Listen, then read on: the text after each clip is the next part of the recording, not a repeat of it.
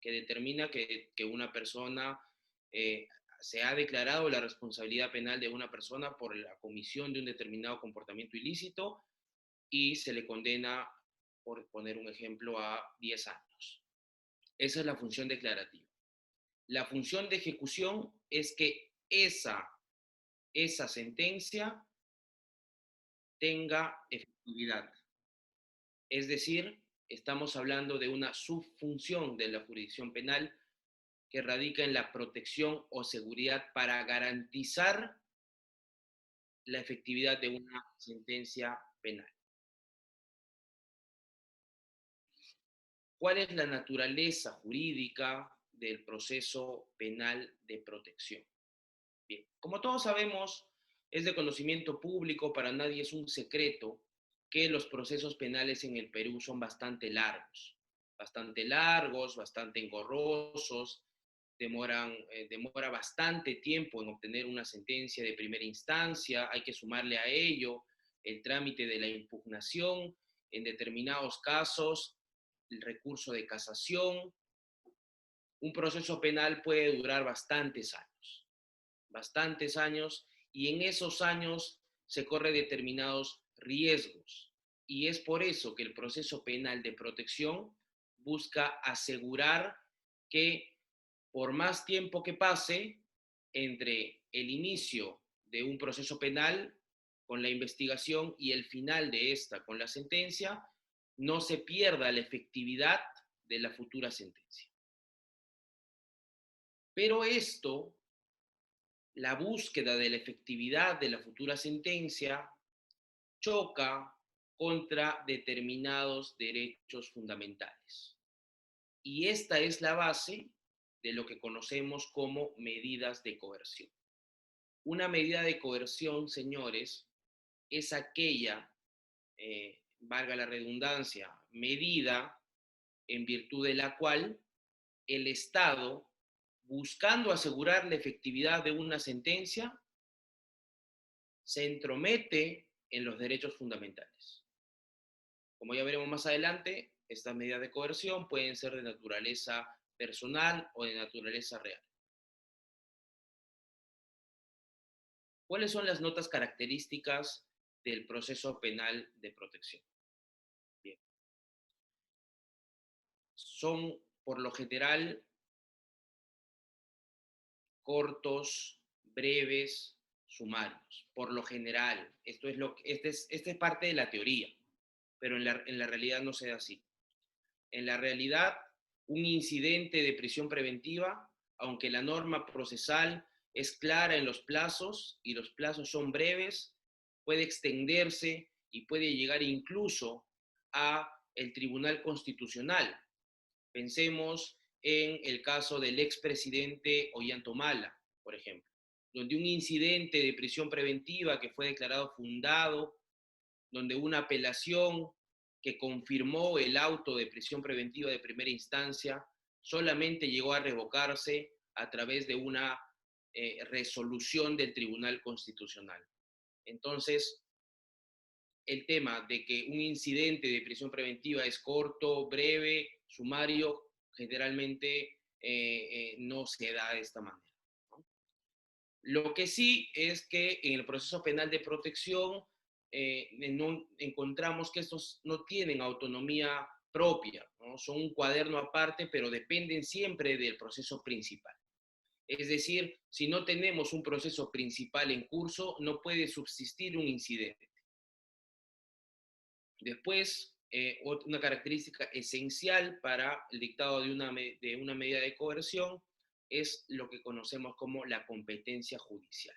Una medida de coerción, en virtud de que restringe los derechos fundamentales de las personas, solamente puede ser dictado por un juez.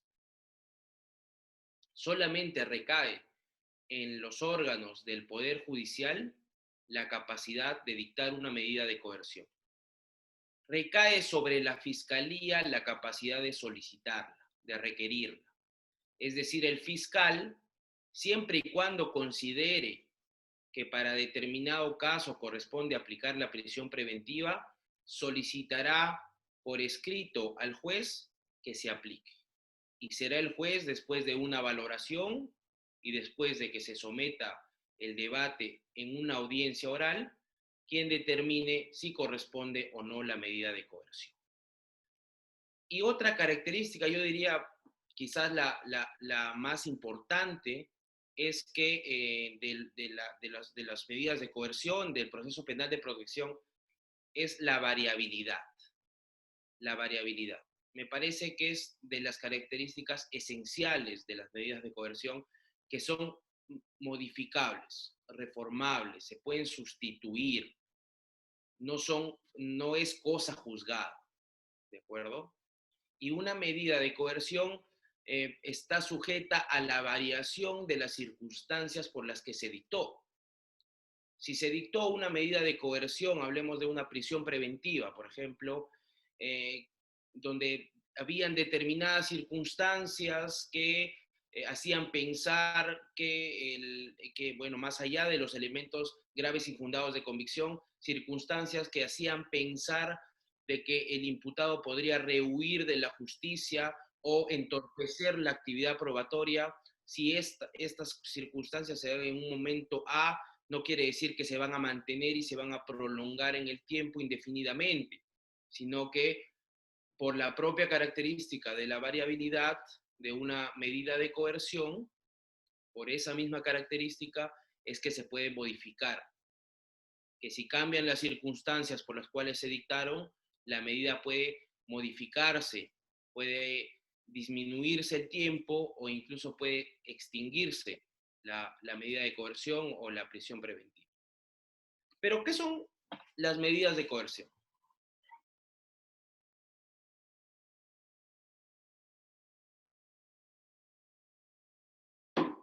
La medida de coerción, como bien lo dice la Filmina, son restricciones provisionales, que era la característica que había mencionado hace un momento, la variabilidad, y excepcionales.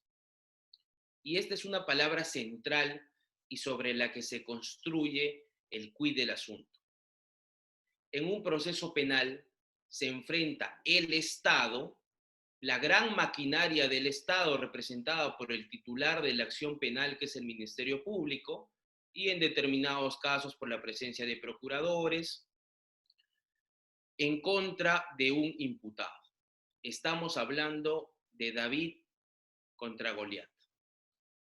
Toda la maquinaria estatal proveída de recursos, proveída de fiscales debidamente capacitados, con los recursos contra solamente un individuo. Y por eso una medida de coerción debe ser excepcional, porque solamente en casos excepcionales, solamente en casos eh, mínimos debería aplicarse.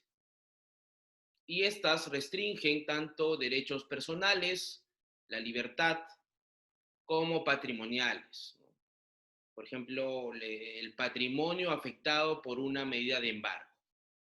Y estas se dictan en el proceso penal a efectos de asegurar la presencia del imputado en el proceso, es decir, asegurar que el imputado no vaya a salirse de la jurisdicción donde viene siendo procesado, evitar una serie de actos que pongan en peligro el proceso, estamos hablando del entorpecimiento de la actividad probatoria, y asegurar una posible reparación civil. Esta última condición propia de las medidas de coerción reales.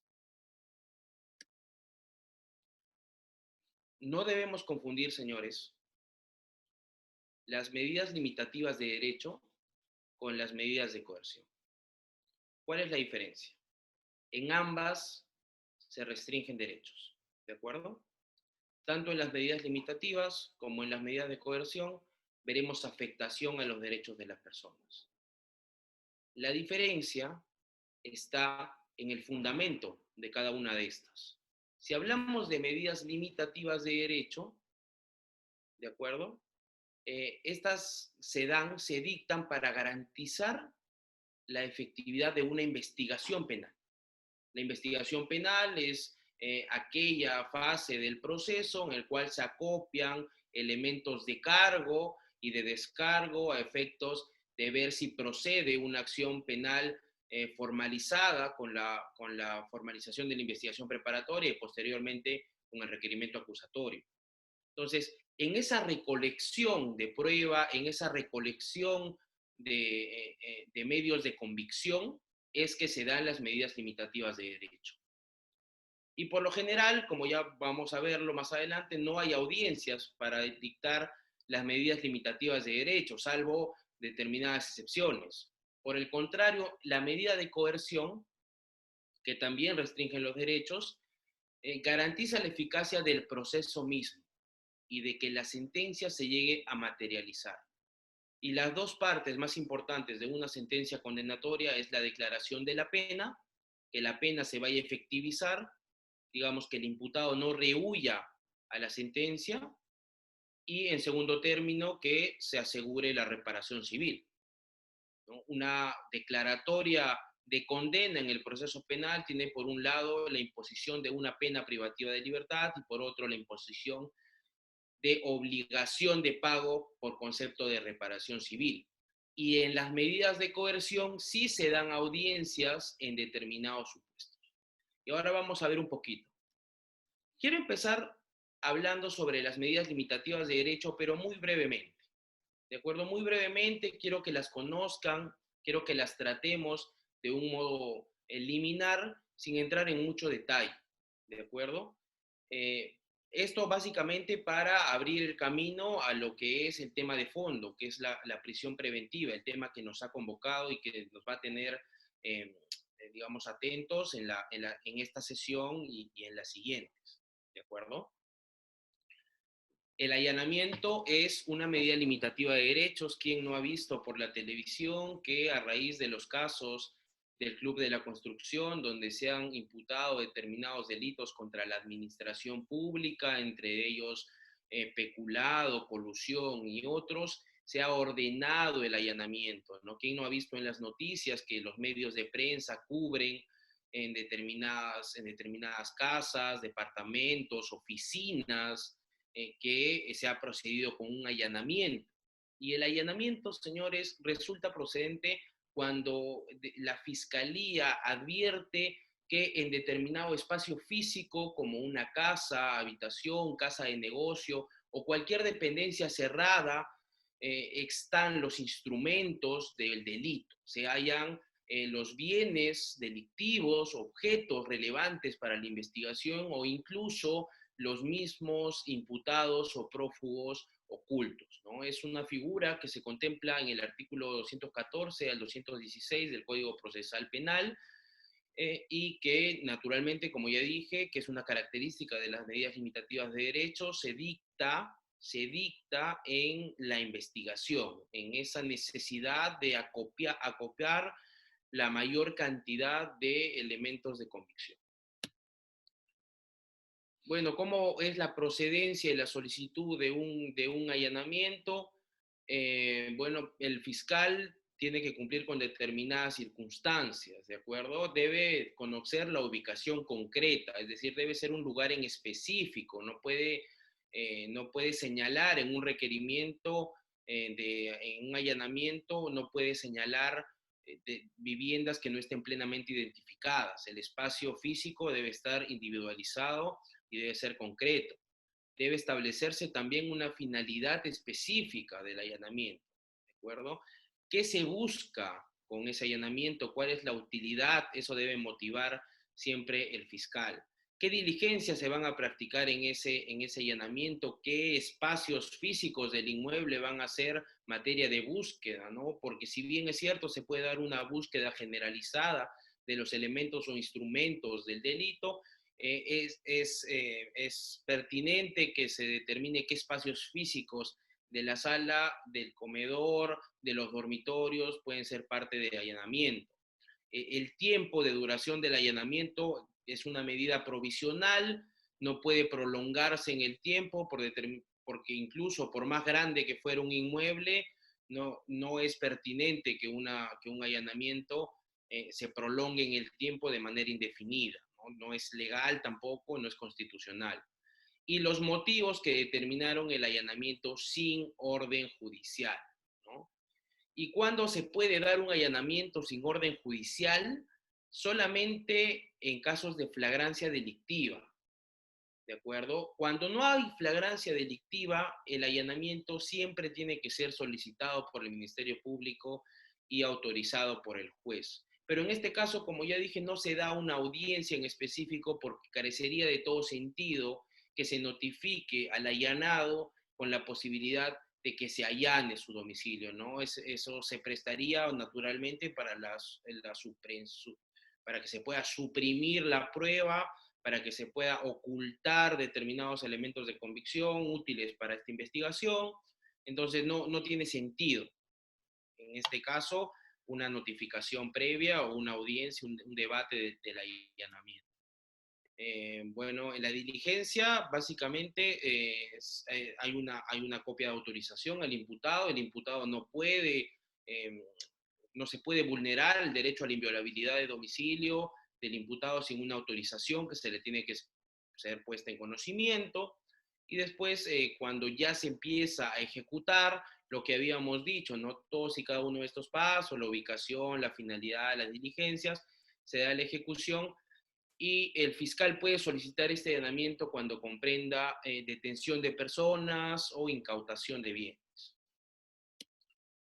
Tenemos la videovigilancia, que también es una medida limitativa de derechos. Voy a tratar de ser muy breve en esta en específico, que es la popular OVICE, ¿no? La observación, vigilancia o seguimiento que hace la Policía Nacional del Perú en determinados casos, ¿no? Y que está orientada a que miembros especializados en inteligencia de la Policía Nacional del Perú realicen tomas fotográficas, registro de imágenes, de video, y utilicen otros medios para observar el lugar de residencia o los lugares más concurridos por el imputado, ¿no? Estas medidas pueden dirigirse contra el imputado directamente o contra terceros, siempre que exista una relación objetiva y lógica entre el imputado y este tercero, ¿no? Cuando exista la sospecha razonable de un vínculo entre estos. Y esta también requiere autorización judicial solamente cuando se realice al interior de bienes inmuebles o cerrados. Digamos, la videovigilancia en ambientes abiertos como parques o como seguimientos en el traslado en la calle del imputado o del tercero que tenga relación con este imputado no requiere una autorización judicial, pero sí cuando se realiza al interior de inmuebles o lugares cerrados. ¿De acuerdo? Después tenemos el control de las comunicaciones y los documentos privados. También es una medida limitativa de derechos que se encuentra contemplada en nuestro ordenamiento procesal. Esta medida también requiere una orden de judicial y está orientada a interceptar, incautar y abrir determinadas comunicaciones que se consideran de contenido delictivo. Generalmente por las propias tecnologías y por el propio desarrollo en los instrumentos de comunicación, ha quedado de lado esto de las comunicaciones a través de cartas, pliegos, telegramas, ¿no? Recordemos que nuestro código es del año 2004, año donde recién empezaba a instaurarse esta sociedad de la información que requiere del Internet y de otros instrumentos para comunicarse. Entonces, actualmente lo que se hace generalmente para un control de las comunicaciones de los imputados, lo que hace la Fiscalía es directamente solicitar el levantamiento del secreto de las comunicaciones, ¿no? En vista que todo se hace por teléfono o por mensajería instantánea. Pero en este caso, en el control de las comunicaciones, siendo un poco más clásicos, el código alude a cartas, pliegos, telegramas, de los cuales se puede obtener las copias, los respaldos de cada uno de estas comunicaciones, ¿no? Yo personalmente nunca he visto hasta ahora un control de las comunicaciones y documentos privados. Seguramente habrá, no lo sé, pero pienso que es una medida limitativa de derechos de cada vez menor aplicación. En esta diligencia y en algunas otras, en esta medida limitativa de derechos y en algunas otras, tenemos lo que se llama como el reexamen, ¿no? ¿No? El afectado por la medida siempre puede solicitar que se dé un reexamen al juez que autorizó la medida, ¿de acuerdo? Como una nueva evaluación de si corresponde la medida, ¿no? Y en este punto sí se convoca una audiencia. Si bien no se convocaba a una audiencia para dictarlo, porque como dijimos, para el allanamiento no tendría sentido que haya una audiencia que ponga en alerta al allanado. En el tema de la videovigilancia, no tendría sentido también poner en conocimiento del imputado que se le está sometiendo a videovigilancia, porque él actuaría en consecuencia de ello y pues quizás no se desplazaría a determinados lugares o no mantendría reuniones con determinadas personas que lo vinculen a un delito. Y en el control de las comunicaciones y documentos privados, pues tampoco se le comunica, ¿no? Simplemente se autoriza judicialmente y se procede con la interceptación y apertura de las comunicaciones privadas. Pero sí se puede hacer un reexamen, sí existe la posibilidad de que una vez que el afectado y que ya se dio la diligencia, es decir, cuando la lesión al derecho fundamental ya se efectivizó, ya se concretó, es que el afectado puede solicitar el reexamen dentro del plazo de 3 días, que es una audiencia, y que esa audiencia, si se declara fundada la solicitud de reexamen por parte del imputado afectado por la medida limitativa, podrá retroceder en sus efectos hasta antes de la vulneración.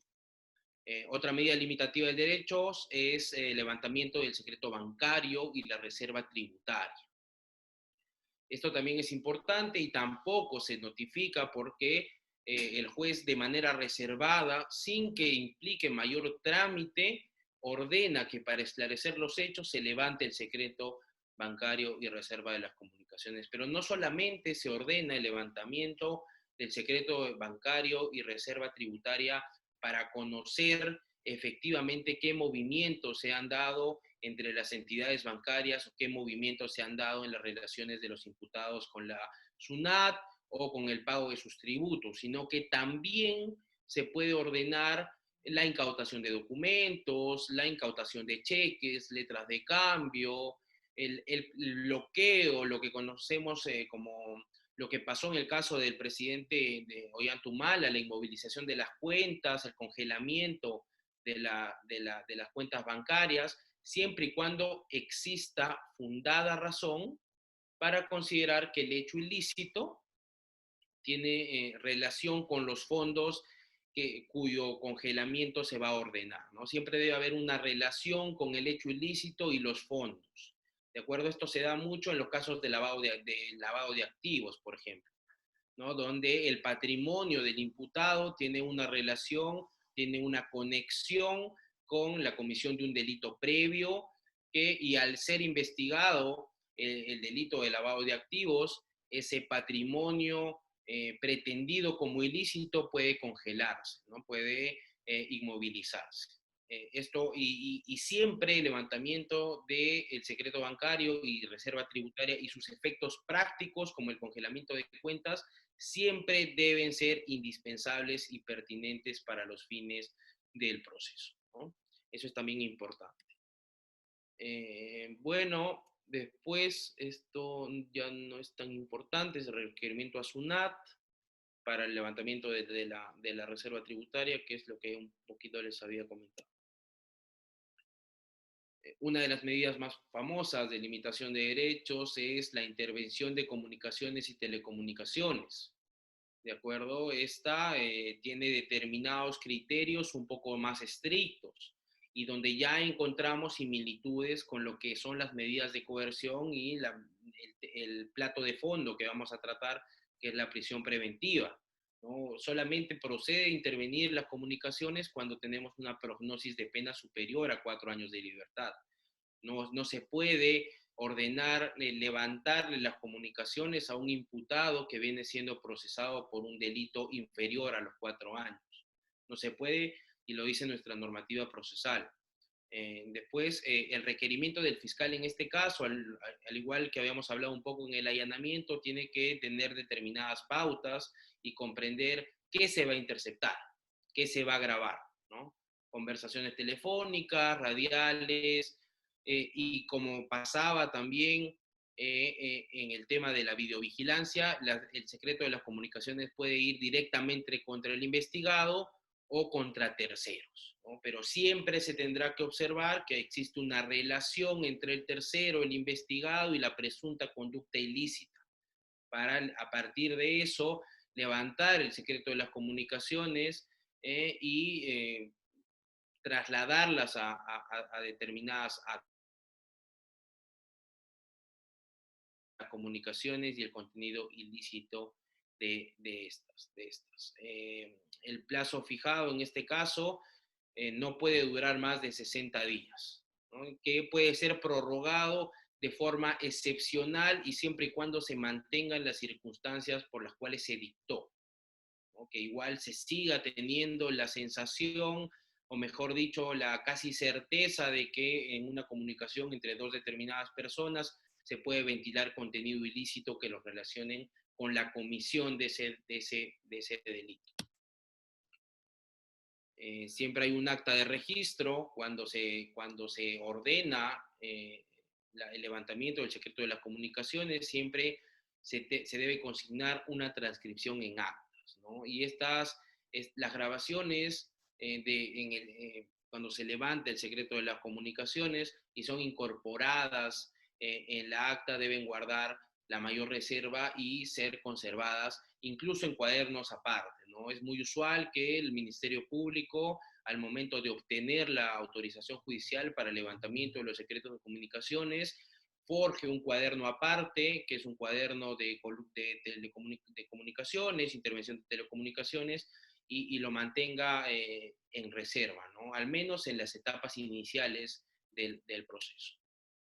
El control de la identidad policial también es una medida limitativa de derechos, pero no es, digamos, muy difícil de entender, ¿no? Es la facultad que tiene la policía de identificar a las personas, ¿no? Muchas personas piensan que cuando el policía les pide su identificación y su DNI, y a veces en determinados casos reaccionan mal, no saben que esa es una facultad que está en la ley orgánica del Poder Judicial, que está en el artículo 205 del Código Procesal Penal. El policía tiene todo el derecho de intervenirte, solicitarte tu identificación. Bueno. Pero después de eso llegamos a lo importante, que son las medidas de coerción y las bases teóricas de estas que vamos a tratar en este punto.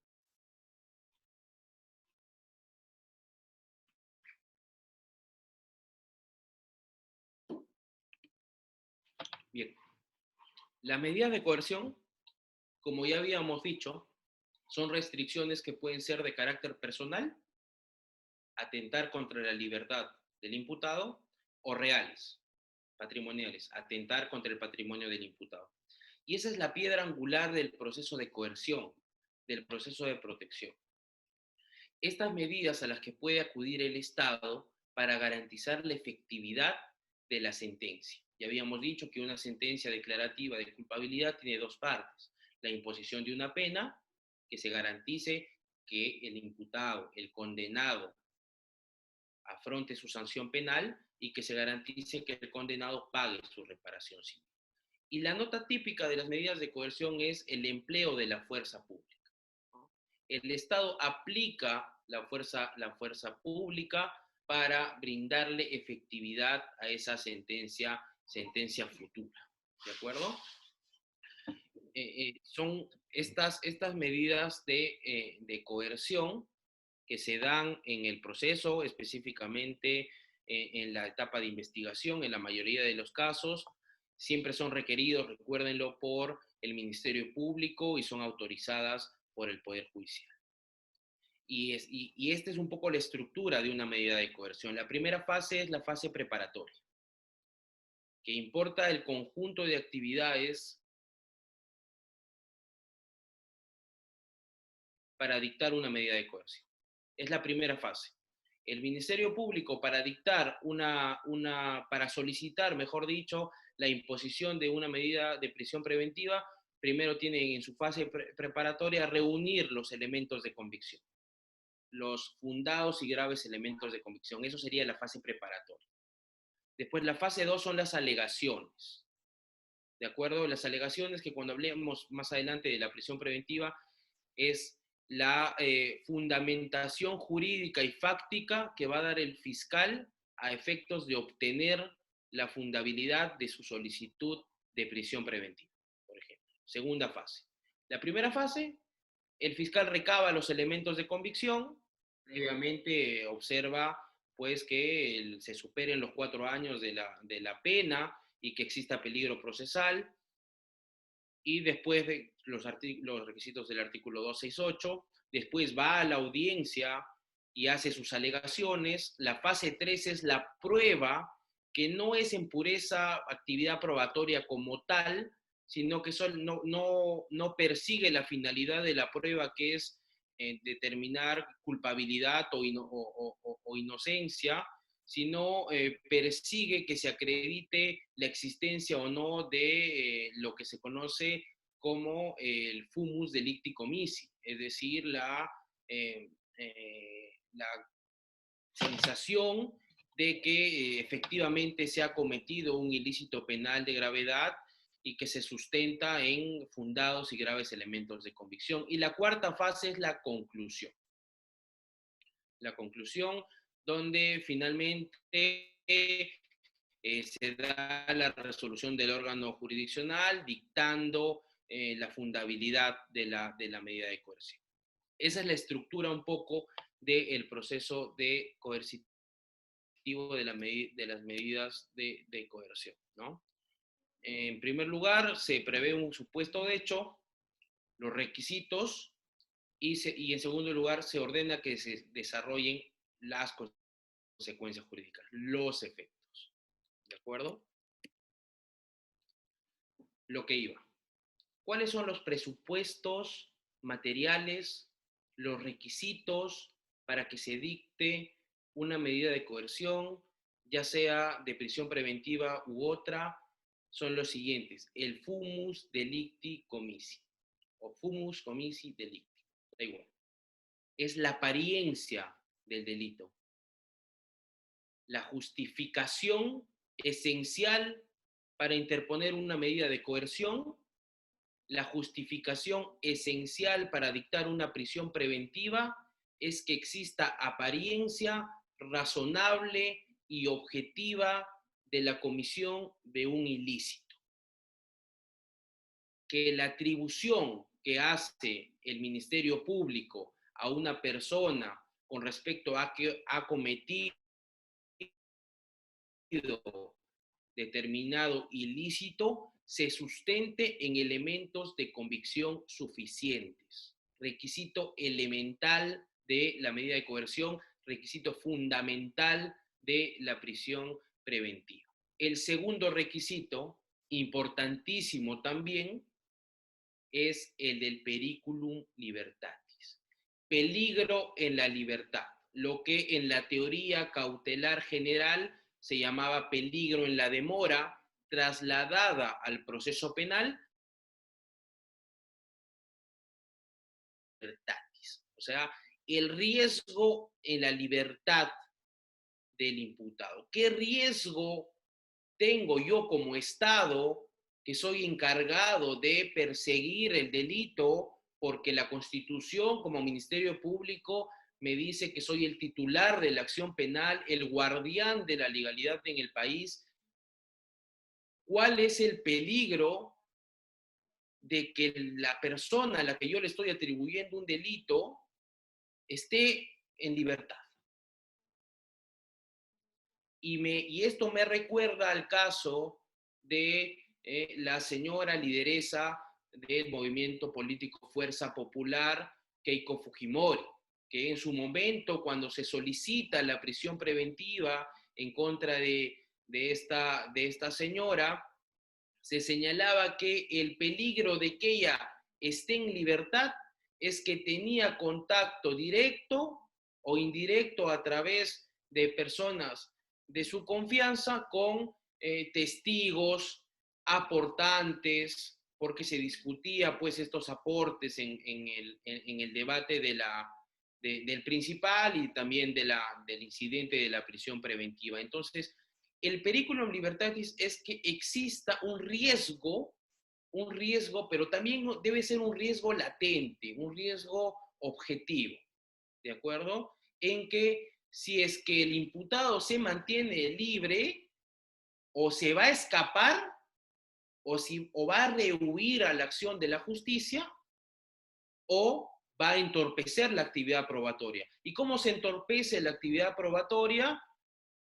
Cuando el imputado establece un contacto con los testigos, eh, incluso con los propios operadores de justicia a efectos de desaparecer prueba valiosa para la investigación, entre otros supuestos, ¿no? La ocultación personal.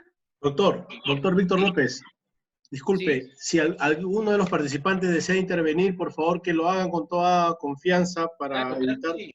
para evitar Claro, que sea un monólogo. Señores participantes, si desean hacer alguna pregunta, inquietud o comentario, lo pueden hacer, por favor. claro que sí. Encantado. Ya, ok. Síganos. Bueno, yo les decía, ¿cuáles son los tipos del peligro en la libertad?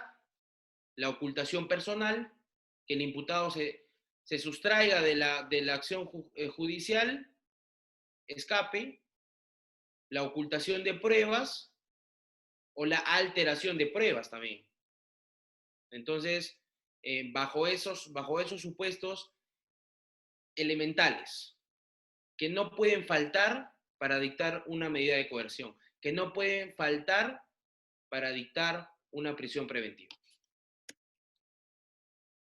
Y hay un presupuesto formal, claro está, porque estamos en un proceso penal que exige el cumplimiento de determinadas notas de escritura y en específico del cumplimiento de garantías procesales, ¿no?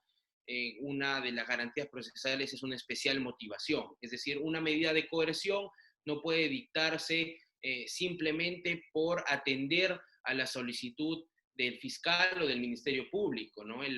Tanto el fiscal tiene el deber de, al momento de solicitar la aplicación de una medida de coerción, motivar por qué esta es necesaria, por qué esta es proporcional, por qué cumple con los requisitos de la verosimilitud del delito, del peligro en la libertad, de la prognosis de pena, y también es deber del juez que después del debate, después de haber escuchado en audiencia pública y oral a las partes, debatir sobre el requerimiento de prisión preventiva, motivar, sea la decisión que tome, si la declara fundada o infundada, motivar cada una de las razones que han conducido al juez a tomar esa decisión, ¿no? La escritura y la especial motivación son elementos formales de las medidas de coerción. Y bueno, los efectos jurídicos es, como ya habíamos mencionado anteriormente, el satisfacer el jus punendi, ¿no? A garantizar la efectividad de la sentencia. El efecto jurídico de una medida de coerción que se declare fundada es que se está garantizando que la sentencia final va a ser efectiva, va a ser efectiva y asegura los efectos jurídicos del proceso penal. La resolución que dicta una medida coercitiva es impugnable.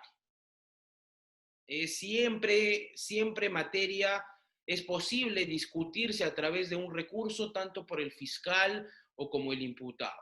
Es decir, estamos hablando de la apelación, ¿de acuerdo? Y no solamente la medida de prisión preventiva es apelable, sino también medidas de detención preliminar judicial, por ejemplo, ¿no? Cuando se dictó, me parece fue en el año 2018, la primera medida de detención preliminar judicial en contra de la señora Keiko Fujimori, esta apeló su defensa, subió a una sala superior y no revocar la resolución de primera instancia y que no correspondía el dictado de una detención preliminar judicial. Entonces, es perfectamente impugnable por las partes del proceso, por el fiscal, si su requerimiento es declarado infundado, o por el imputado, si el requerimiento es declarado fundado, y tanto en lo que les afecta también al actor civil o el tercero civil, ¿no? Entonces tienen esa calidad de impugnarse, de poder discutirse, cumpliendo la garantía de la doble instancia. Las medidas de coerción están divididas en, como ya lo dijimos al inicio, medidas personales que recaen o limitan los derechos vinculados a la libertad individual y conexos, ¿no? Los derechos de tránsito, básicamente que el imputado ve afectado su derecho a ser libre, a andar libremente por las calles. Y también están las medidas de coerción reales o patrimoniales, que limitan la propiedad, limitan los actos de disposición, limitan cualquier acto jurídico de los imputados orientados a disponer de su patrimonio, ¿no? Y ya las veremos más adelante. Son 15 medidas de coerción en total, ¿no? Si vemos las personales, tenemos la detención, que es la clásica detención policial, que ya vamos a ver un poco de ella más adelante. Tenemos el arresto domiciliario, que es una medida de coerción personal que se dicta incluso para evitar dictar una prisión preventiva muchas veces. Tenemos la internación preventiva, la comparecencia, que naturalmente puede ser,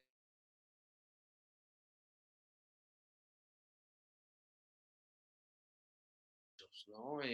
Digamos, esas son las principales de las personales, y si hablamos de las medidas de coerción reales, tenemos al embargo, el secuestro conservativo, medidas anticipativas, medidas innovativas, que si bien son importantes, conocerlas y tratarlas se alejan un poco del objeto de esta ponencia, ¿no?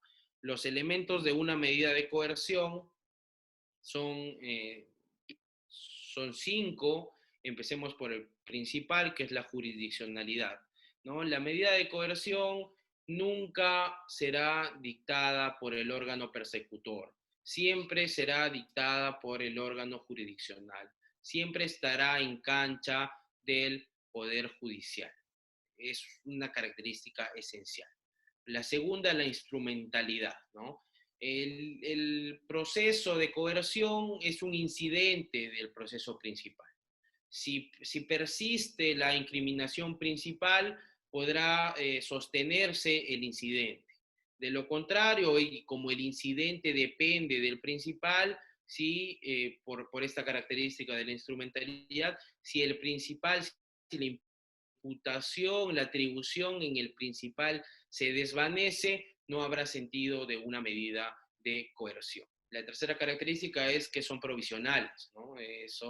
Las medidas de coerción tienen la característica de su variabilidad. Pueden cambiar de acuerdo a las circunstancias. Si las circunstancias en las que se dictaron varían, las medidas pueden variar o pueden incluso extinguirse. Son homogéneas, aunque no idénticas. Las medidas de coerción, si bien es cierto, son homogéneas y están orientadas a salvaguardar la efectividad de la sentencia, atentando contra la libertad, si son personales, y el patrimonio, si son reales. Si bien tienen todas el mismo sentido, no son idénticas, tienen variaciones, varían unas a otras. Y esta es principal, es una característica esencial, la proporcionalidad, ¿no? Una medida de coerción, sea cual sea, y en la medida de que afecta los derechos fundamentales de las personas, debe ser proporcional. Se debe seguir un test de proporcionalidad en el cual cumplan los 3 elementos, ¿no? Si es necesaria, si es idónea y si es proporcional en sentido estricto, sí podrá dictarse una medida de coerción, siempre atendiendo a sopesar sopesar los elementos en conflicto, ¿no?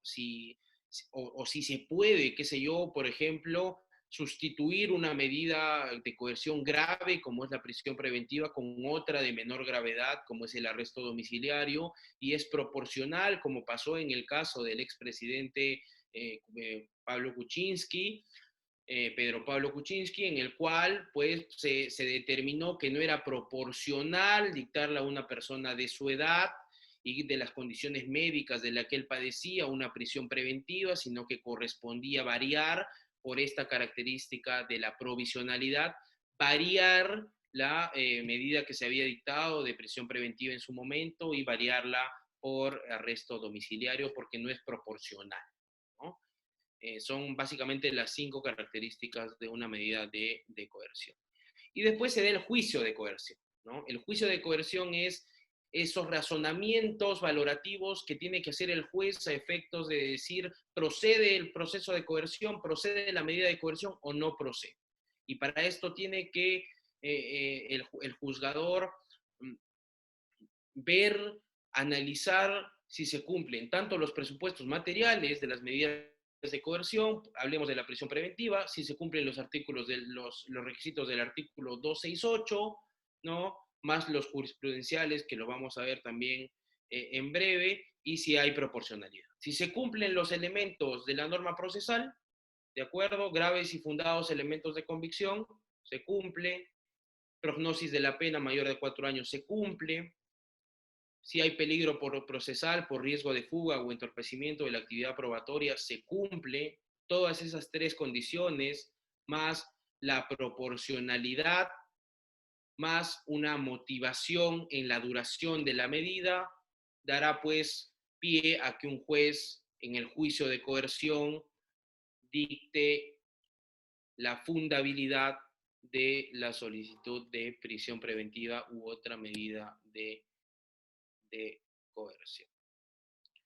Encontramos también un principio que no está de más señalar, lo que es el principio pro homine, ¿no? Que se debe acudir siempre a la norma más amplia o a la interpretación más extensiva cuando se trata de reconocer derechos protegidos. Es decir, no se debe hacer una interpretación que debe alejarse de la rigidez y que debe ser una interpretación más bien generosa y amplia en la tutela de los derechos protegidos de las personas, ¿no? Generalmente este principio pro homine se da por sí solo si se cumple con un adecuado test de proporcionalidad, ¿no? Si el juzgador para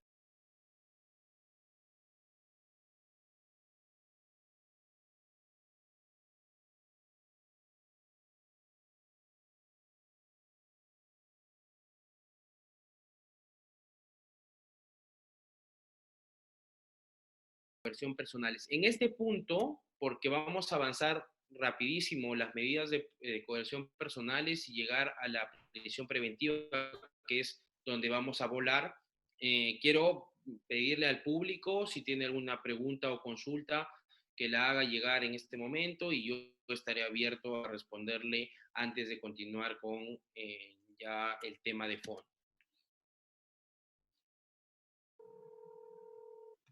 Gracias, doctor Víctor López.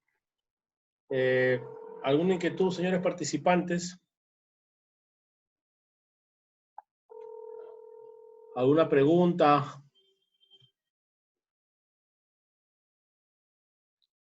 En todo caso, pueden dejar sus inquietudes por el chat grupal para poder comentárselo al doctor Víctor López. Continuamos, doctor, continuamos, creo. Claro que sí. Bien, habíamos dicho que las medidas de coerción se dividían entre personales como reales. Para mí sería importante tocar ambas, ¿de acuerdo? Sería importante hacer una alusión a las medidas de coerción reales, como es el embargo, por ejemplo, una medida bastante importante, entre otras. Sin embargo, por la propia naturaleza de la exposición, donde lo que se requiere es llegar a la figura de la prisión preventiva, que es la medida de coerción personal por excelencia, vamos a tratar en este punto las medidas de coerción personales. Y vamos a hablar un poco de las medidas de coerción personales que contempla nuestro código, desde la detención policial, pasando por el arresto ciudadano, la detención preliminar judicial y sus diferencias con la prisión preventiva, y llegaremos finalmente a la figura de la prisión preventiva, que es la que nos interesa. Ok. La detención policial. ¿Quién no ha escuchado, señores, que un policía puede detenerte infragante, en flagrancia, en flagrante comisión de un delito o con mandato judicial? ¿De acuerdo? Esta es una medida de coerción personal que implica la facultad de la policía de detenerte en dos supuestos. El primer supuesto, si el agente es descubierto en la realización flagrante de un hecho punible. Digamos, si es descubierto con las manos en la masa, la flagrancia directa. Pero existen otros tipos de flagrancia. Por ejemplo, cuando el agente ha cometido el delito y ha escapado del lugar de la comisión del delito, ¿no? Pero ha sido visto, han presidido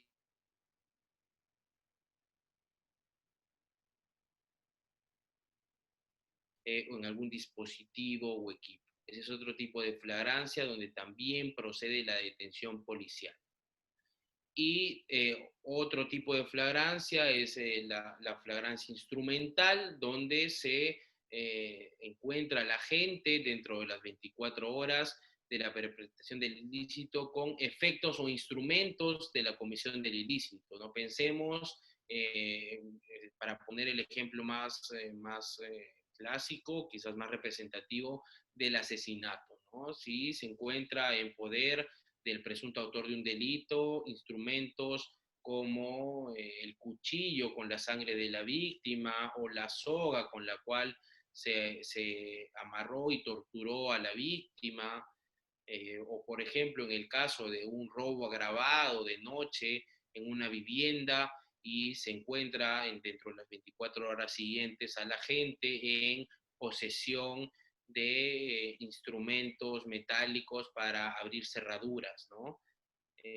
Básicamente en la flagrancia delictiva procede la detención policial y naturalmente con un mandato judicial, ¿no? Son los dos escenarios donde procede la detención policial. Pero existen determinados requisitos que tienen que cumplirse sí o sí cuando estamos hablando de la detención policial en flagrancia.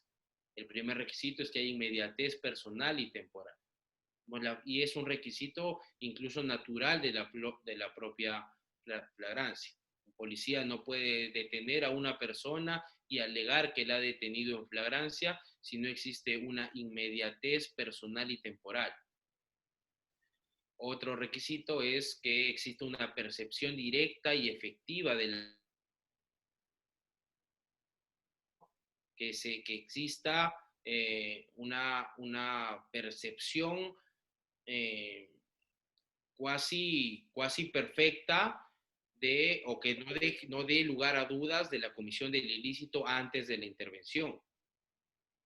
¿De acuerdo? Esos son un poco de los requisitos. Ya habíamos hablado de la inmediatez personal y temporal, y aquí hay algunos ejemplos, ¿no? Por ejemplo, que el sujeto sea detenido durante la ejecución de un delito o detenido momentos después de la realización del mismo, es inmediatez personal. Si el sujeto es encontrado en el lugar de los hechos y en el momento de la comisión del acto delictivo, hay inmediatez personal. La percepción directa y efectiva es cuando se identifica al agente policial. Puede ser visualmente o puede ser a través de medios audiovisuales. Y además, la necesidad de intervención policial, que se basa en una ponderación. Siempre debe haber una ponderación de los bienes constitucionales, ¿no? En la intervención policial.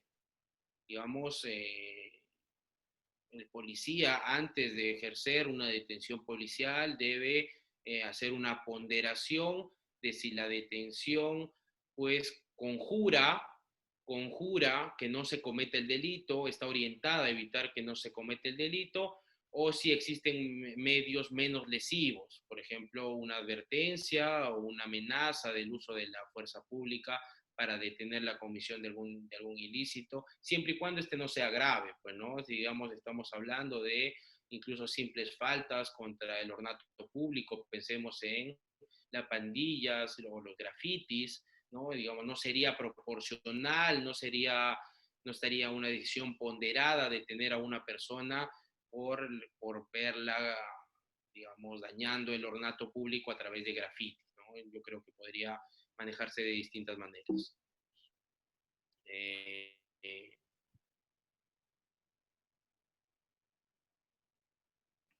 bueno, cuando no estamos ante la flagrancia delictiva, cuando no hablamos de flagrancia delictiva, eh, cuando existen testigos indirectos, ¿no? Cuando, por ejemplo, se requiera una investigación previa del hecho, es decir, que no estemos ante un hecho evidente. Generalmente la flagrancia es sinónimo de evidencia, ¿no? De algo innegable. Pero cuando se requiera una investigación previa de los hechos, cuando las cosas no estén claras, no podemos hablar de flagrancia delictiva. Cuando la detención se realice después de las 24 horas del hecho. Cuando hablamos de los tipos de flagrancia, dejando de fuera la flagrancia directa, cuando hablamos de que también es flagrancia detener al imputado después de que ha cometido el delito y ha escapado del lugar de los hechos, pero ha sido detenido, o cuando hablábamos de que se detenía el imputado, digamos, ya fuera del ámbito del escenario del delito, pero con instrumentos de la comisión del delito, siempre hablamos de un límite temporal, que son las 24 horas del hecho, ¿no? Ese es un límite que también limita la detención policial. Eso básicamente.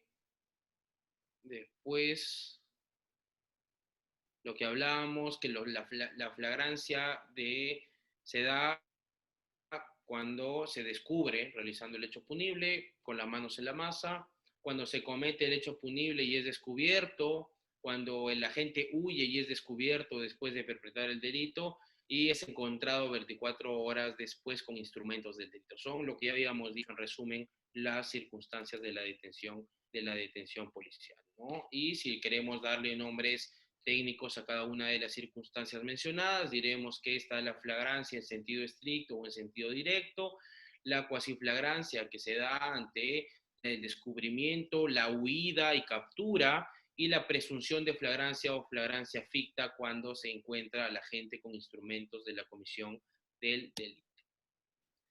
Llegamos al arresto ciudadano, que es el derecho, y es un derecho y un deber, seguramente, que tiene todo ciudadano para proceder a un arresto cuando ha visto que se está cometiendo un delito en flagrancia delictiva. No hay que tener mucho cuidado en torno a esta figura, porque si bien es un derecho de las personas, de los ciudadanos, proceder a la captura de una persona cuando ven que ésta está cometiendo delitos, hay que ver que se cumplan los límites de la normativa procesal para no caer en abusos, ¿no? Y para que el justiciero no se, para que el justiciero que por un deber moral arresta a un delincuente no termine pagando los platos rotos de esta heroica acción por no entender los límites de la normativa procesal, ¿no? Y señala que una vez que se produce el arresto ciudadano,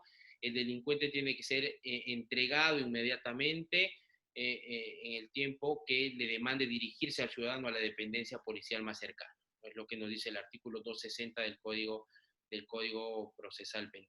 En ningún caso el arresto autoriza encerrar o mantener privado de su libertad. Claro, estaríamos hablando, sino de la configuración de un delito incluso contra la libertad, que es el delito de secuestro.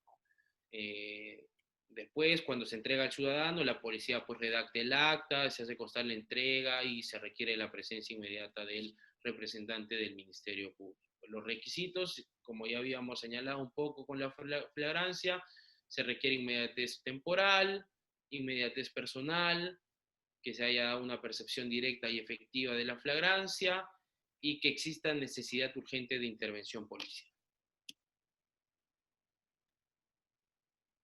Bueno, ya habíamos hablado un poco, repitiendo un poco de cuándo no estamos ante la flagrancia delictiva, cuándo es que procede el arresto ciudadano y se da en determinadas fases. Primero, se descubre la realización de un hecho punible. El que comete el hecho punible es descubierto. Cuando huye y es descubierto después de la perpetración del delito, o cuando es encontrado 24 horas después con instrumentos del delito. En todas las medidas de coerción personales que requieran la presencia de flagrancia, se contemplan estos 4 supuestos de flagrancia: la flagrancia directa, la cuasiflagrancia y la flagrancia ficta, ¿no? Estos 3 escenarios. Lo que ya había dicho. La inmediatez en la entrega del detenido es una exigencia fundamental de la figura del arresto ciudadano y que no puede exceder las 48 horas o el término de la distancia.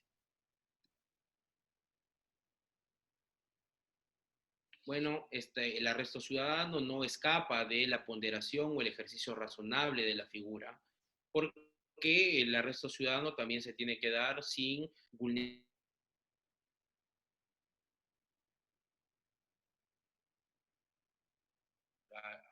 al detenido y perpetrarle agresiones físicas o agredirlo psicológicamente, ¿no? Y otro punto es que la detención siempre va a ser facultativa, ¿no? No se puede obligar a un ciudadano común y silvestre a que tenga las capacidades de entrenamiento y las destrezas de un miembro de las fuerzas del orden o incluso un miembro de las fuerzas de serenazgo, si hablamos en un sentido menor.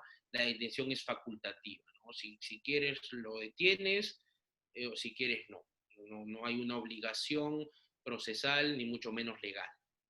Y que pues el ciudadano, y este es un punto que chocaba un poco con el tema de la justicia comunal, de las rondas campesinas y un poco la justicia popular, ¿no? Que es que no se pueden realizar actos de investigación preliminar cuando se da un arresto ciudadano. Es decir, el ciudadano, por más buena gente que sea, no puede indagar, no es su labor. Sería incluso una irrogación de funciones que no le corresponde, porque eso corresponde al Ministerio Público cuando se apertura una investigación preliminar y se apoya en el órgano policial. El ciudadano de ningún modo puede realizar actos de investigación preliminar. Dentro de ellos están los interrogatorios, por ejemplo, ¿no? En lo que hablábamos en las rondas comunales era bastante común que detenida la persona se le sometía a un interrogatorio bastante duro, que si no derivaba en una confesión, empezaban las agresiones físicas. Entonces se juntaban todas aquellas cosas que no deben pasar, ¿no? Y el arresto ciudadano, pues, tiene determinadas formalidades que se tienen que cumplir, no solo por los ciudadanos, sino por la policía al momento que se le entrega al detenido, ¿no? La entrega del detenido, como ya habíamos dicho, tiene un plazo de 48 horas, o las 48 horas más el término de la distancia, ¿no? Que se entiende un poco cuando estamos hablando de lugares alejados de dependencias policiales. Se debe redactar un acta y en esa acta debe especificarse claramente cómo fue la intervención, qué personajes o qué personas estuvieron a cargo de la intervención, individualizar a quien intervino, individualizar al intervenido, que se conste las circunstancias de tiempo, la forma, el modo y si es posible consignar la identidad de testigos que presenciaron ese arresto ciudadano a efectos de garantizar la seguridad tanto de quienes detienen como el detenido. Y llegamos a la detención preliminar judicial. Seguramente la figura que más se parece o que más similitudes tiene con la prisión preventiva, que es el tema que vamos a desarrollar seguramente en la última parte de esta sesión, pero con mucho mayor profundidad y con mucha mayor dedicación el día sábado y el día domingo, donde hablaremos a fondo de esta figura, ¿no? Hasta ahora hemos hecho una breve introducción de lo que significan las medidas, el proceso de protección provisional en el derecho penal, las medidas de coerción en el derecho penal, su clasificación y algún recuento de las medidas de coerción personales, ¿no? Más adelante, el día sábado y el día domingo, trataremos a profundidad de la prisión preventiva. Pero bien, la detención preliminar judicial, la figura que,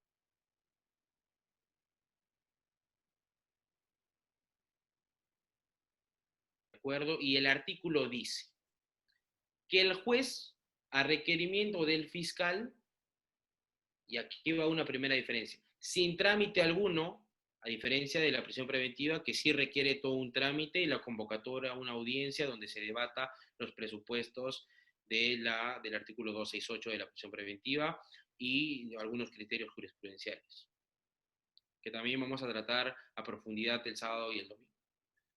Y teniendo a la vista las actuaciones remitidas por aquel, es decir, por el fiscal, dicta detención preliminar cuando no hay flagrancia delictiva, olvídense de la flagrancia delictiva, pero existen razones plausibles para considerar que una persona ha cometido un delito.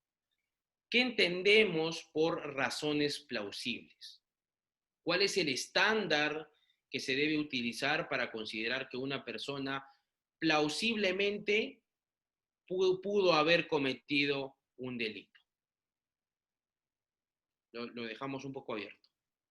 Sancionado con pena privativa de libertad superior a 4 años, que es un elemento también en común con la prisión preventiva, ¿no?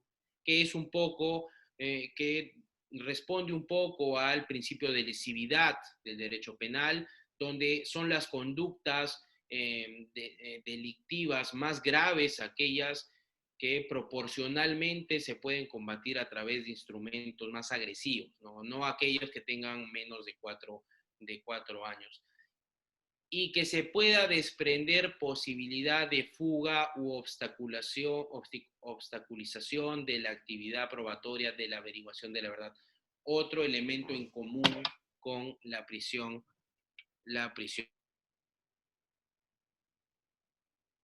que el agente que es sorprendido en flagrante escapa y se logra evitar su detención dentro de las 24 horas.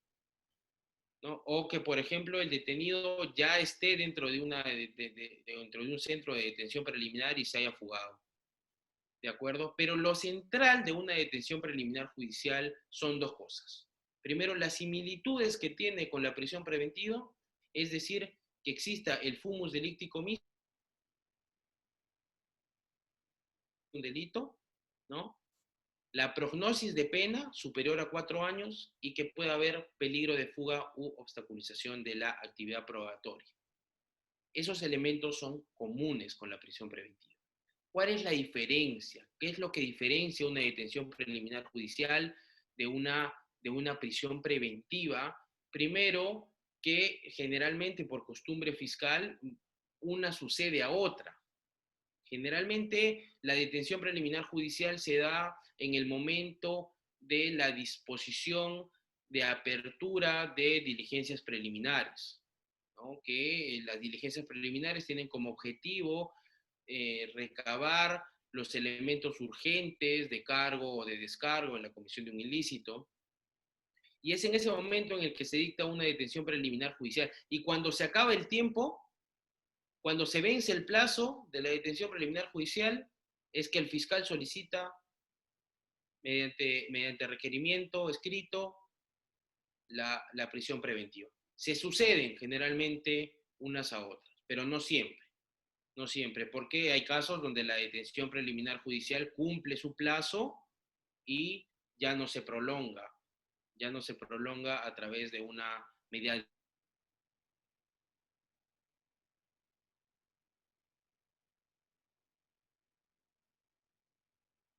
Ya lo dijimos, el fumus comissi delicti, la prognosis de la pena privativa de libertad superior a 4 años y el peligro en la demora o el peligro en la libertad, ¿no?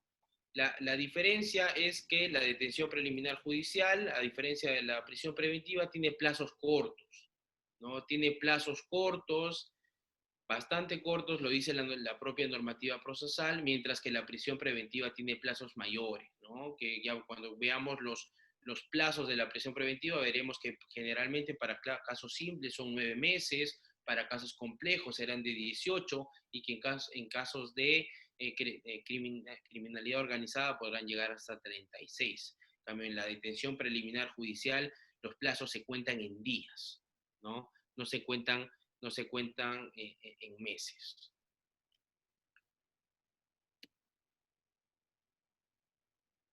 Bueno, ya habíamos dicho que al igual que todas las medidas de coerción personal, se requiere cuando estemos hablando de flagrancia, determinados supuestos. También en la detención preliminar judicial se tiene que observar el examen de proporcionalidad. Y esta es otra diferencia con la prisión preventiva, ¿no? En la detención preliminar judicial, lo que habíamos dicho es que se dicta sin trámite alguno. Es decir, el fiscal presenta su requerimiento escrito donde individualiza al autor, señala las razones plausibles de la comisión del delito por acredita que el delito por el cual se ha abierto una investigación contra este imputado es mayor a 4 años y que de los actos existe posibilidad que se fugue o obstaculice el proceso, ¿no? Y que exista un examen de proporcionalidad y simplemente lo presenta y el juez, sin trámite alguno, lo dicta.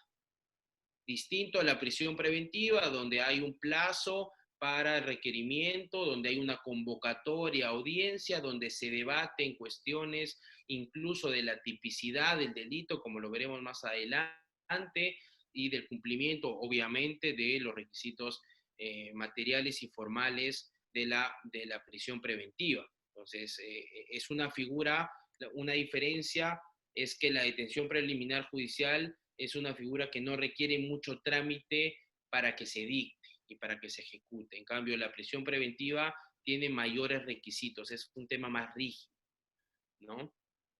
¿Cómo se da una detención preliminar judicial? Aquí sí encontramos algunas similitudes, pero no todas, con la prisión preventiva. Siempre hay una solicitud de parte del Ministerio Público. El juez es quien finalmente decide si aplica o no, que es una otra coincidencia. Si es procedente la solicitud de detención preliminar judicial, se notifica a la policía para que ejerza la detención. Esto es una diferencia también con la prisión preventiva, porque cuando el juez autoriza la detención preliminar judicial, le notifica a la policía para que la policía inmediatamente proceda con la detención, ¿no? En cambio, en la prisión preventiva es el fiscal quien le solicita al juez por escrito que autorice la prisión preventiva y este notifica a las partes tienen un tiempo, incluso un tiempo, pero es bastante corto también, pero dentro de todo es un tiempo para preparar la defensa y poder acudir a una audiencia, ¿no? El plazo máximo que puede tener la detención preliminar judicial es de 72 horas y en plazo extraordinario es de 7 días, ¿no? Estamos hablando, señores, de 7 días como máximo en la detención preliminar judicial y el máximo de la prisión preventiva son 36 meses. O sea, en los casos más excepcionales de detención preliminar judicial serán 7 días. Y en los casos más graves, donde se debata la procedencia o no de una prisión preventiva, serán de 36 meses, si es criminalidad organizada, 18 meses si son casos complejos y 9 meses si son casos comunes. O sea, las diferencias las encontramos incluso del mismo tenor y de la misma lectura entre los artículos, ¿no? Y faltando media hora para la sesión, llegamos al tema de fondo. Quiero pedir disculpas al público si ha sentido que esta introducción ha sido algo larga, pero es necesario que se sienten las bases teóricas de lo que es el proceso penal de protección, que se sienten las bases teóricas de la teoría de la coerción procesal penal a efectos de llegar a la figura que hoy nos ocupa, que es la prisión preventiva. Antes de empezar, voy a, igual que hace un momento, ver si alguno de ustedes tiene alguna consulta o pregunta que quiera realizar para, de todos modos, si no, continuar con la figura que nos ocupa, que nos va a ocupar esta última media hora de la clase de hoy y todo el sábado y todo el día domingo.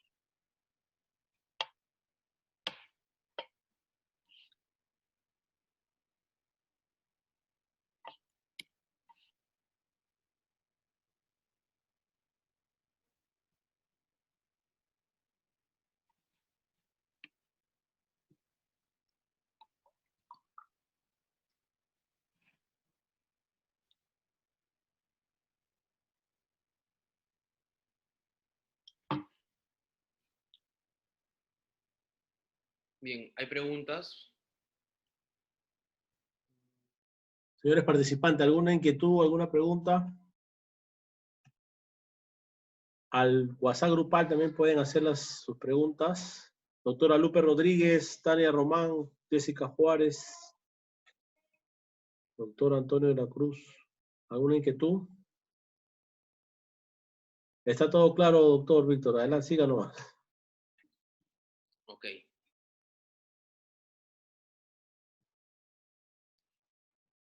Bien, llegamos al plato de fondo, lo esperado. Lo más importante de la sesión de hoy y seguramente de las siguientes, la prisión preventiva. ¿Qué es la prisión preventiva? Y en esta explicación y en lo que viene voy a basarme no solamente en las definiciones o los conceptos esgrimidos por nuestra propia normativa procesal, sino también por la jurisprudencia de nuestra Corte Suprema de Justicia, ¿no?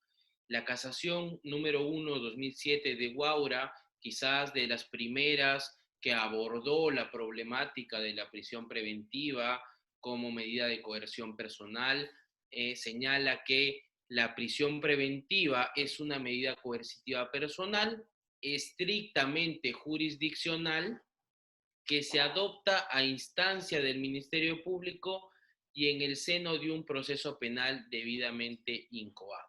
Hasta aquí, señores, pongan a hacerse un recuento de las características y por eso es importante conocer las bases teóricas iniciales de la teoría de la coerción procesal, ¿no? Solamente hasta acá pónganse a analizar. La prisión preventiva es una medida coercitiva personal estrictamente jurisdiccional, requisito número 1 de lo que habíamos hablado, que se adopta a instancia del Ministerio Público. Ministerio Público solicitante, concedente, Poder Judicial. En el seno de un proceso penal debidamente incoado. En el seno de un proceso penal te habla de la instrumentalidad que tiene un incidente de coerción, en este caso de prisión preventiva, ¿no? Que debe haber un proceso penal principal debidamente incoado. Esto lo vamos a ver cuando veamos el estándar de la prueba para dictar prisión preventiva, ¿no? Cuando hablamos de debidamente incoado es que se hayan cumplido todas las formalidades para la apertura de una investigación preliminar o para el dictado de la formalización y continuación de la investigación preparatoria. Y acá va otra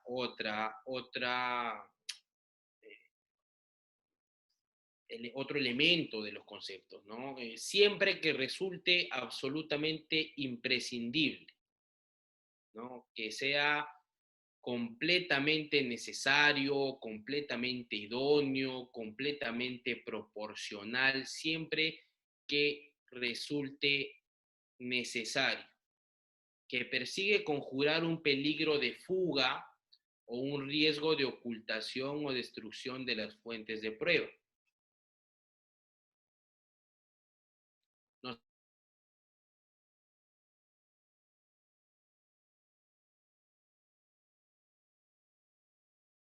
La Corte Suprema de la Casación 1-2007 engloba todos y cada uno de los elementos que hemos tratado en la introducción en la teoría general de la coerción. La excepcionalidad, la solicitud a instancia del Ministerio Público, la capacidad autónoma del Poder Judicial para dictarla o no, provisional y que se dé siempre para conjurar lo que llamamos periculum libertatis, peligro en la libertad, que se da en un peligro de fuga, ocultación, destrucción de la actividad probatoria, de los elementos de prueba, y que no tiene un fin punitivo, sino que tiene un fin instrumental, es una subfunción de la jurisdicción penal, no es una función, es una subfunción de la jurisdicción penal para que se otorgue efectividad a la sentencia.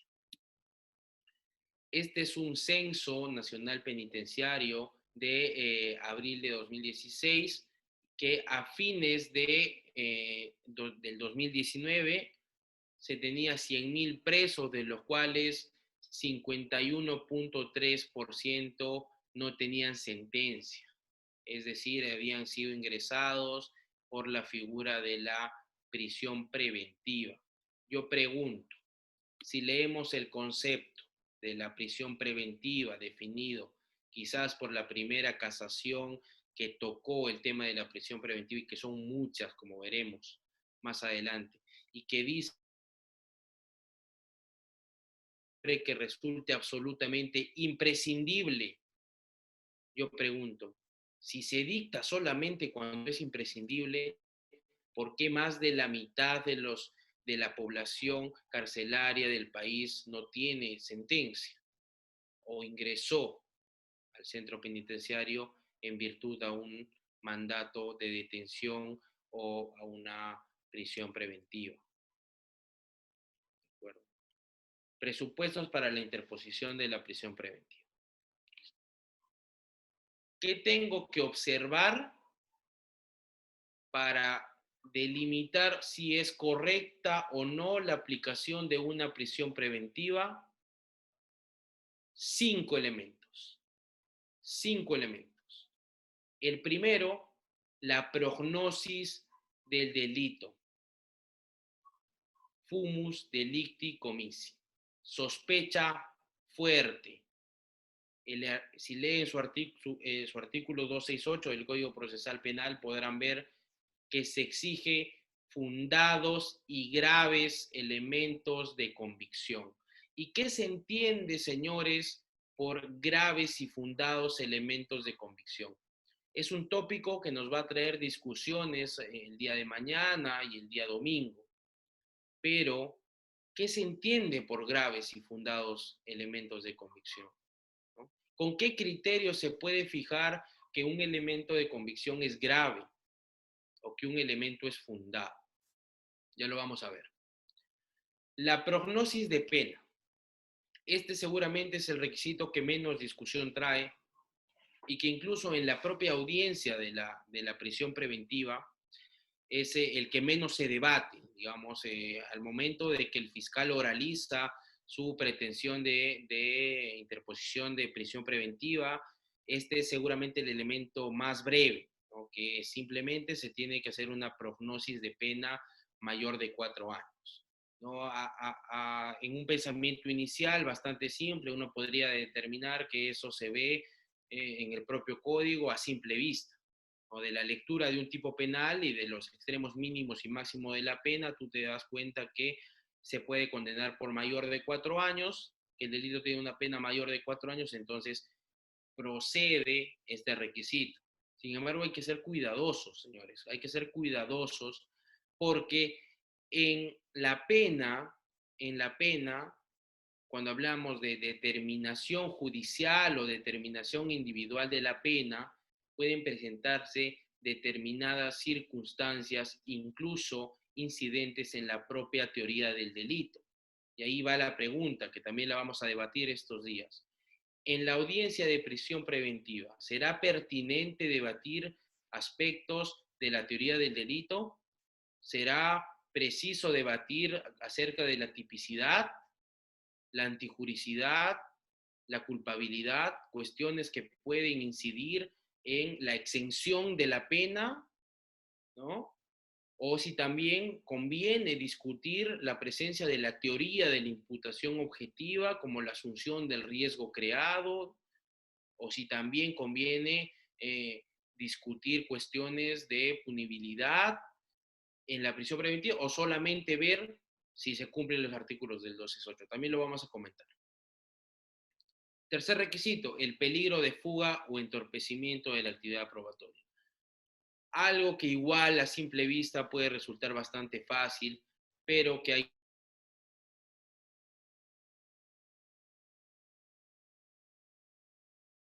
entiende por peligro de fuga.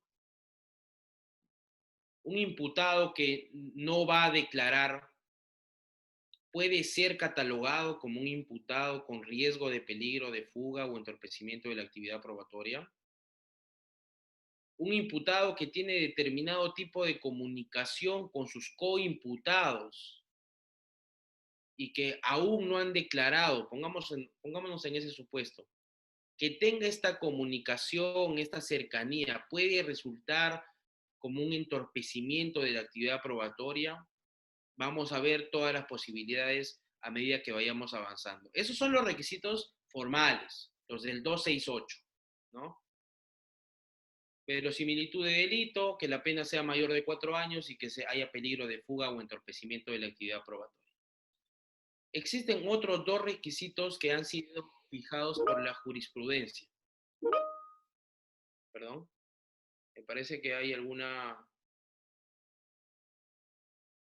consulta, ¿o me equivoco?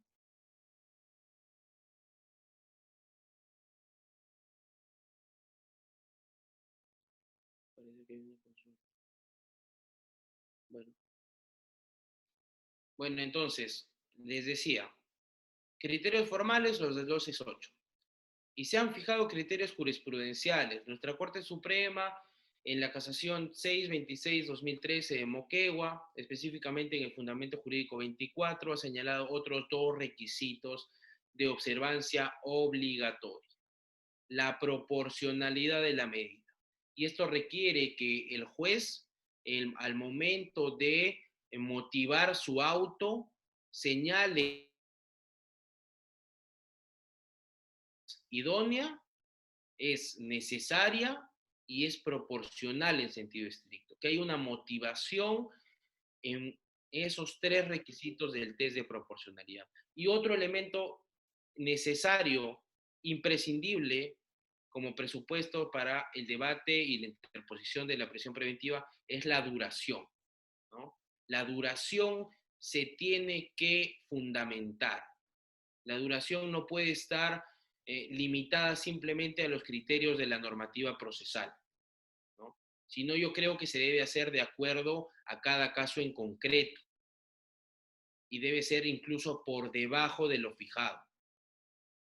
Mi interpretación personal, y existen otras, como también lo vamos a ver el sábado y el domingo, es que la duración de la prisión preventiva puede fijarse incluso por debajo del el tiempo que establece la normativa procesal positiva. Digamos, se dice, para casos simples son 9 meses, ¿de acuerdo? O sea, el fiscal estará obligado a pedir los 9 meses si es un caso simple y el juez estará obligado a dar los 9 meses. O en casos complejos, que son 18 meses, el fiscal sí o sí tendrá que pedir los 18 meses y el juez tendrá que conceder los 18, o podrán ser menores. Yo creo que pueden ser menores, es una opinión discutida que la vamos a tratar, puede ser incluso estar por debajo del límite temporal de la norma procesal, ¿no? De acuerdo a cada directo, ¿no? Yo generalmente veo que cuando se tratan de casos simples, el fiscal siempre pide 9, o casos complejos, el fiscal pide 18. Criterios de criminalidad organizada, el fiscal siempre pide los 36. Y el fiscal puede pedirlo porque dentro de todo es su labor. Es su labor solicitar que se declare fundado su requerimiento de prisión preventiva y, digamos, alegar en la audiencia todo lo necesario para que así sea. Pero en el test de proporcionalidad el juez verá si es proporcional y es ponderado dictar 9 meses, 8 meses, 7 meses, si son casos simples, o 18 meses, 17 meses, 16 meses, 15 meses y 20 días. O sea, puede variar. Es una opinión personal que de hecho la vamos a tratar a profundidad. Pero esos 5 requisitos tienen que quedarse grabados en su mente, señores. Son 5 requisitos que no pueden escaparse del entendimiento y es lo que les tiene que quedar con esta clase. Prognosis de delito, como a través de elementos graves y fundados de convicción. Prognosis de pena, mayoría de 4 años. Peligro de fuga o entorpecimiento de la actividad probatoria. La proporcionalidad ineludible y la duración. Esos 5 requisitos, sobre esos 5 ítems, es que gira el debate en una audiencia de prisión preventiva. Sobre esos 5 elementos es que finalmente se decide si se dicta o no una prisión preventiva en el país. ¿De acuerdo? Si falta uno solo de estos elementos, tal y como lo ha señalado ya el Tribunal Constitucional cuando sacó la resolución en favor del expresidente Ollanta y de su pareja, la señora auto de prisión preventiva. Si falta uno de estos, podríamos hablar de una aplicación al menos fundamentada de la prisión preventiva. Este concepto es esencial y debe quedarse con ustedes. Esos son los 5 requisitos para interponer una prisión preventiva. Vamos a hablar un poco en los minutos que nos queda de manera muy provisional, muy ¿no? Para retomar con mucha más fuerza es el quid del asunto de la exposición el día de mañana. La suficiencia probatoria,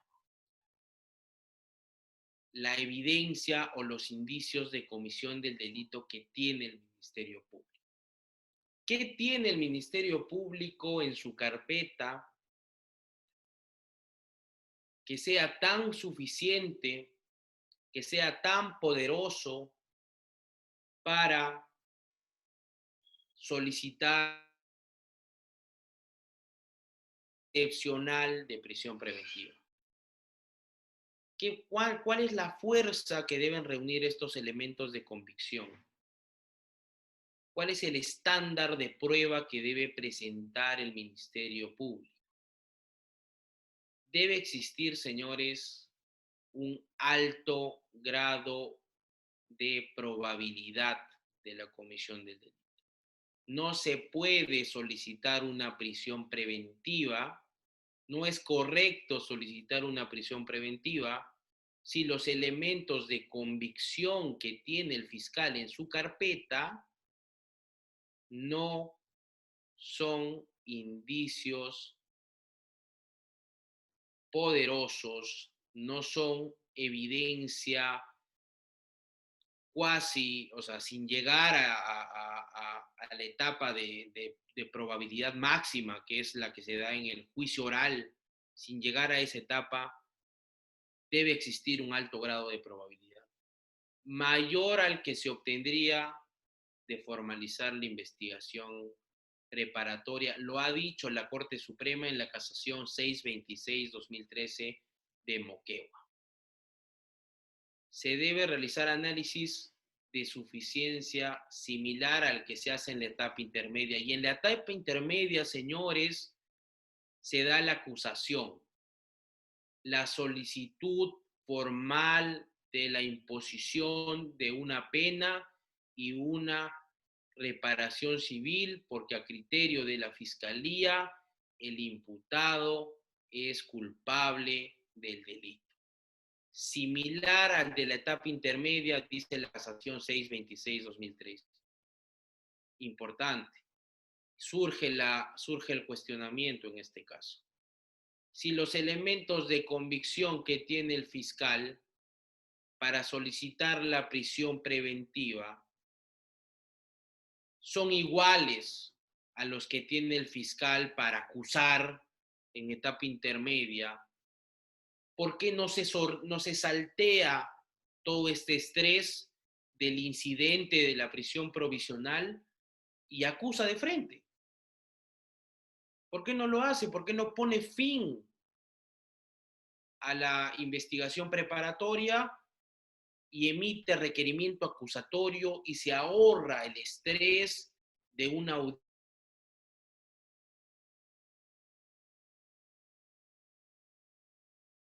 268 y los otros dos requisitos de la proporcional y duración? ¿Por qué no se ahorra esa tarea y acusa de frente? Es algo que también vamos a tratar el día de mañana a mayor profundidad, ¿no? Pero el criterio que se ha adoptado actualmente en nuestra Corte Suprema y que vamos a citar la jurisprudencia específica y la vamos a desarrollar el día domingo cuando nos pongamos a hablar de todos los pronunciamientos de la Corte Suprema, es que se requiere una sospecha grave. ¿Qué se entiende, señores, por sospecha grave? Ya lo ha definido también nuestra Corte Suprema de Justicia. Y lo ha definido no solamente definiendo los límites de la sospecha grave, sino haciendo una escala de las clases de sospecha. Desde la sospecha inicial, suficiente para abrir investigación preliminar, pasando por la sospecha razonable, suficiente para formalizar y continuar la investigación preparatoria, y la sospecha grave también ha sido tratada por la sentencia plenaria casatoria 1/2017. ¿Y qué dice? Que la sospecha grave, señores, es el grado más intenso de la sospecha. Es el más fuerte en términos de nuestro Código Procesal Penal. Supera la sospecha inicial, supera la sospecha suficiente. Dice la sentencia plenaria casatoria es que tienen que haber elementos reveladores de la comisión del delito, pero para dictar una prisión preventiva se requiere elementos graves, o sea, una sospecha que sea mayor a la de una formalización de investigación preparatoria, que sea igual a la de un requerimiento acusatorio y que resulte necesaria e idéntica a la acusación, sin llegar al alto grado de probabilidad, pues, de una condena, ¿no? Como lo habíamos dicho. Entonces, este requisito ha sido definido ya por nuestra Corte Suprema, ¿no? Ha sido definido por dos pronunciamientos de la Sala Penal Permanente de la Corte Suprema y de una sentencia plenaria casatoria, de un pleno jurisdiccional. Yo no entiendo cómo es que al haberse ya definido estos criterios por la Corte Suprema, muchos destacados fiscales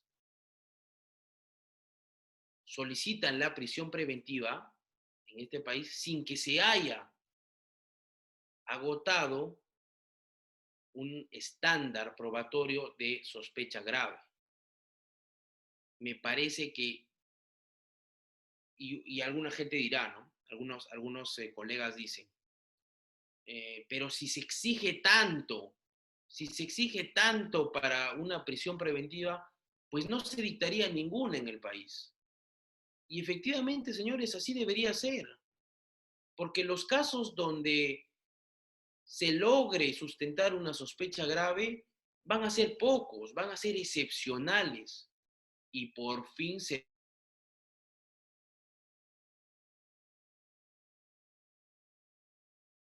excepcionalidad. ¿De acuerdo? Y eso que estamos ya empezando la crítica y el debate recién en el primer requisito para dictar la prisión preventiva.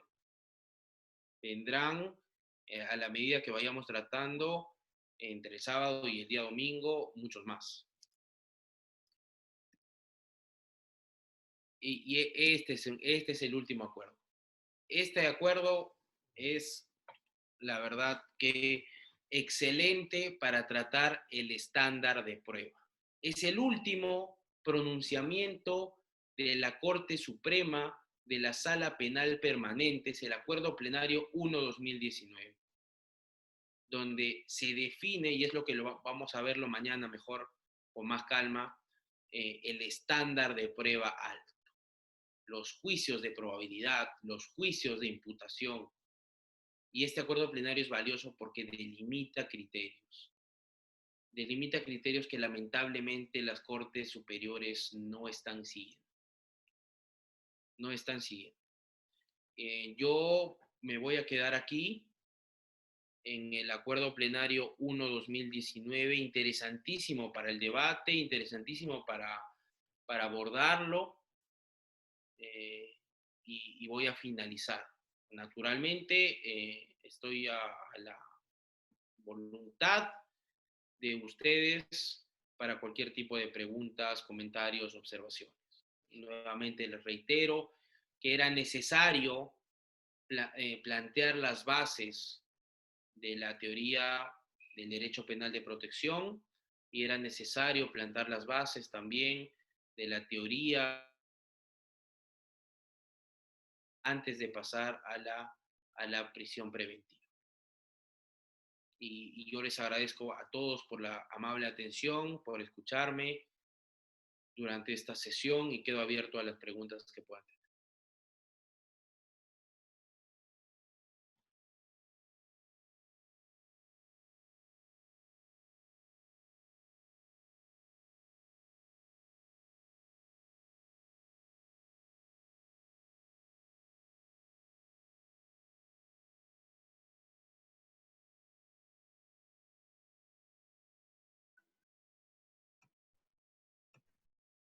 Bien, doctor, ya estamos en la parte final. ¿Ya algo más final que agregar, doctor?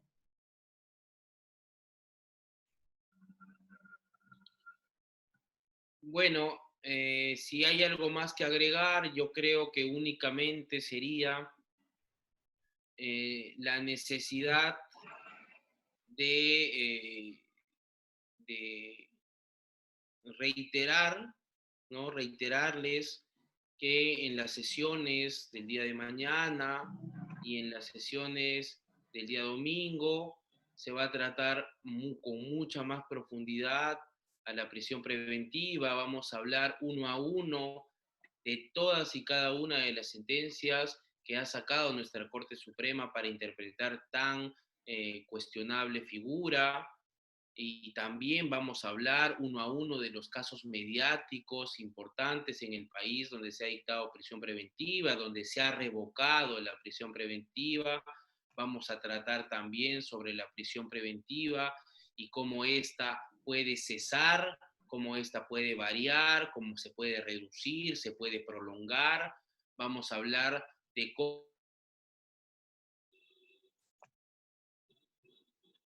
Bien, doctor. Entonces nos reencontramos mañana a las... Actualmente por el COVID. Entonces, vamos a tener muchos temas interesantes y yo les agradezco a todos ustedes la presencia y la oportunidad. Gracias. Bien, doctor. Nos encontramos mañana a las 6 de la tarde. Muchas gracias. Cuídense. Gracias.